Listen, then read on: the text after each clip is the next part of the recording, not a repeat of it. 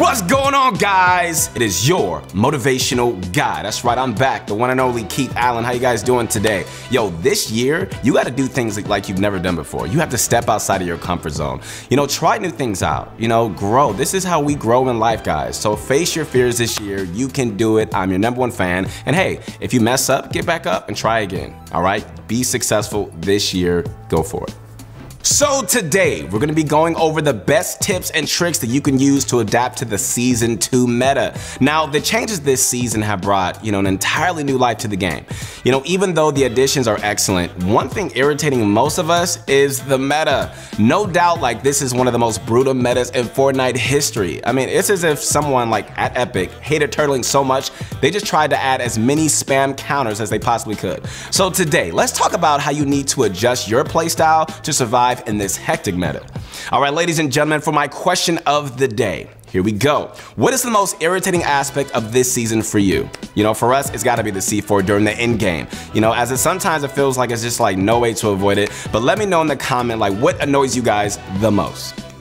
And if you're looking for more tips that pop off this season, you can find them on our site, ProGuides.com. Okay, so listen, our courses are structured to help you guys improve rapidly. And with private coaching from pros, you can get advice directly from the best. Be sure to like this video today and sub if you're not already. Then check out ProGuides.com.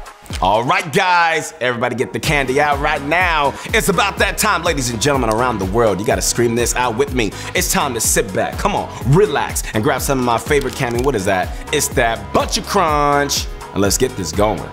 All right, my friends, let's get into this. All right, so we're a few weeks into Season 2, and everyone wants to land at one of the new POIs for a chance at those mythic items, right? Especially the Shark and the Agency. But the thing is, if you're looking to climb an arena or do well in the upcoming Cash Cups, choosing one of these locations as your drop spot might not be the best idea. Yeah, listen up. They're heavily contested from the get-go, and not only that, but another strategy makes them even more dangerous. And that, my friends, is the flank strat. All right, so the flank strat, check this out, is where you land right on the outskirts of one of those new POIs, loot and farm what you can, then head toward the spot to clean up whoever's left over. So this is a fantastic strat that you can get some of that good tier loot with minimum effort. However, there's still a bit of a risk, because there's always the chance the last remaining player is full HP and kitted with a mythic weapon. So where should you go instead? Honestly, if you're looking to have consistent games, your best bet, guys, is somewhere low-key that you're familiar with. Being familiar, guys, by far is the most crucial factor when it comes to winning early games. And if you pick a spot that will only have 1 or 2 opponents, you're going to make it out so many more times in early games.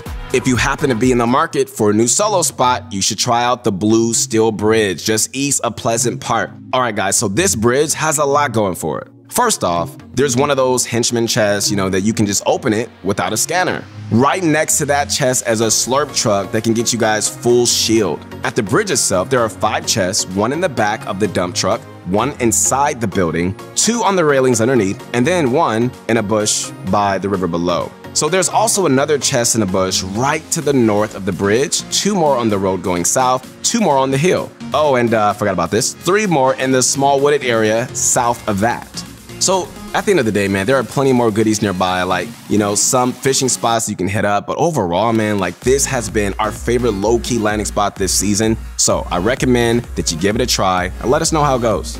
And once you get past the early game, you usually want to play passively and focus on your rotations. For zones 1 to 3, okay, there are pretty much 2 strategies that you can use to rotate. First is playing center circle. So by positioning near the center, you gain a higher chance of being favored by the zone. And overall, guys, man, you'll reduce the amount of running you have to do, which means you'll encounter fewer players.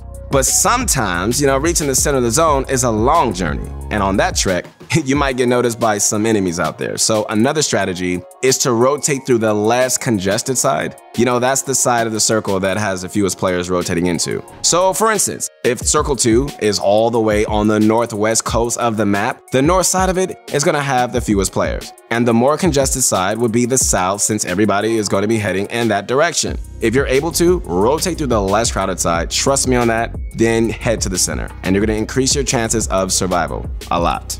For zone 4, there's really no benefit to playing the center. Instead, playing the edge is what you should be doing. Okay, so by doing that, you take a chance and you might get favored. But again, focus on picking the side with the least amount of players. This means paying attention to any gunfire you hear, how many builds you see, and basing where you want to set up at. Zone 5 is the half-in, half-out circle. If you're lucky and you get favored, your job is to look for kills on players coming in. Okay, so if the circle doesn't spawn on you, your goal is just making it in. You can use launch pads here and just try to land in the area that was just covered by the storm. But if your lobby is stacked, you risk getting beamed in the air, man. So sometimes it's better to just run it. Gliding, somebody gliding. 52 south. What? When running it, rotate as early as possible and try to conserve mats by using enemy builds to cover. If you're wondering about, rotation strategies for the in-game moving zones, we're gonna get to those later in this video, so hang on. So with traps gone, pretty much every player in the game now tries to Rambo into your box the first chance they get. But if they aren't doing that, they'll instead probably use C4 on you now. Unfortunately, there just really isn't, always a way to defend against these dangerous nuances, man. Still, there are just a few methods that you can use to survive once you hear those beeps. Okay, so the first is to use a launch pad and then just get the heck out of there as soon as possible, please. Okay, so if you're fast enough, you can edit out the back, place a launch pad, and then just dip. And if you're lucky, your opponent's C4 will destroy the pad after you take it, meaning they can't quickly chase you down. But we don't always have launch pads, right? So another strategy, guys, is to edit out and tunnel away from your opponent. You have to be fast and it uses materials. Plus, you're not always guaranteed to avoid damage, right? But anything is better than just sitting there, not moving at all. So the third thing you need to start doing, guys, to defend against the C4 is building larger bases, yeah. So the traditional single box doesn't really fit well in this meta anymore. Now building 2x2s or even bigger bases are what's going to keep your position more concealed and make it less likely for opponents to waste their C4 on you. So if you're worried about losing mats, you can create massive bases at little to no cost by taking over a house or building, replacing the walls, floors, and ceilings with your own builds. I know there are situations where C4 is way too powerful, in duo matches and scrims, but still, a majority of us aren't playing against it, the best that we can. So follow our tips, guys, and you won't get blown to shreds anywhere near as often, I promise you. All right, so C4 is definitely a hot topic this season, but another thing that has everybody all riled up is heavy snipers. Ever since Epic added more shadow bases in the recent patch, everybody and their dog carries a heavy sniper. And with the ability just to one-shot walls, cheesy strats from the past have come back to hunt us. One of those strats is the double heavy sniper. Okay, so if you're playing duels or squads, any team with more than one heavy sniper can pull this OP trick off. With a quick 3, 2, 1 countdown and some, adequately timed shots, the first shot destroys the wall and the second one hits your target. Of course, this strategy is busted, but, to the point where no matter how hard you try, at some point, it's gonna happen to you. But just like with that and everything else, there are ways to prevent it in the first place. No, I literally lost everything. Come to me. We can double heavy snipe here. South. 3, 2, 1, go.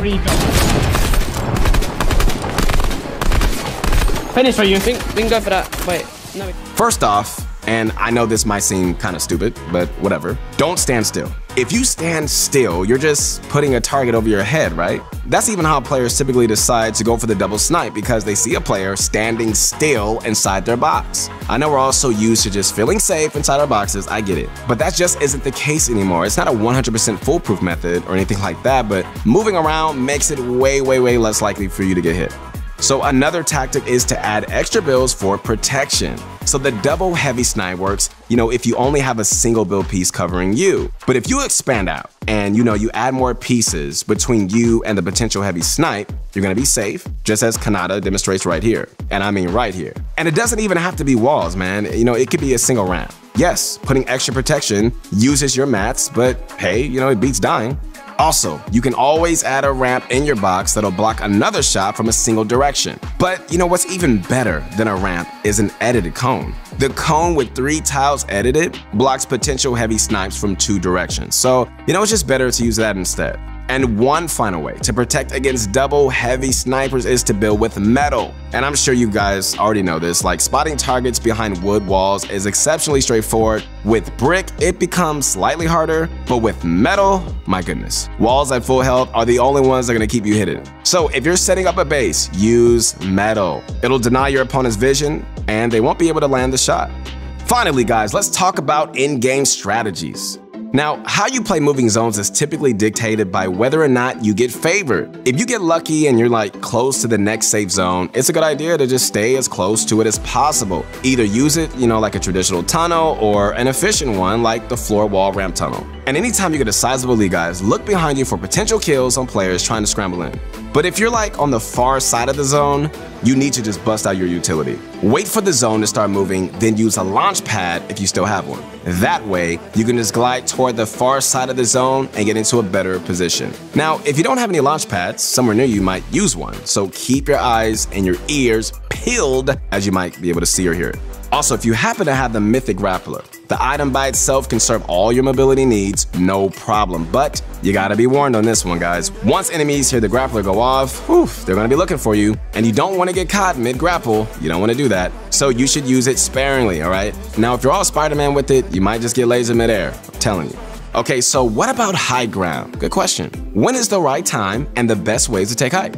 Well, all right, you need to assess a few things here, right? First, which zone is it? If you're playing solos, height takes usually, between zones 7 and 9. And any earlier, and you'll likely run out of mats before the end of the match. And in duos, since you have double the materials to use, you could just go for it as early as zone 6. Second, okay, so how far up is height? If there's something like 10 stories above you and you're playing low ground, go for height isn't really the move here. But if they're like only 2 stories up and you see an opportunity to crank up, then you can always go for it. That is unless you have a grappler, of course. The grappler is amazing for like yoinking height during the end game. So much so that if you're the one, holding height, that's one of the main things you need to watch out for this season.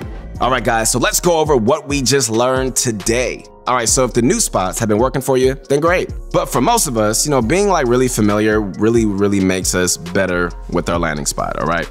For zones 1 to 3, try to position near the center of the safe zone. All right, so when rotating, try to think of which side will have more players and avoid it immediately. For zone 4, you can get up near the edge and just, gamble for the half in and half out. C4 is OP. And the only things that we can do against it is either like launch pad away or just try to expand out once you hear them get placed. You can prevent this in the first place by building large bases so that players are not going to be as inclined, just to waste their C4 since they know it's not going to hit you.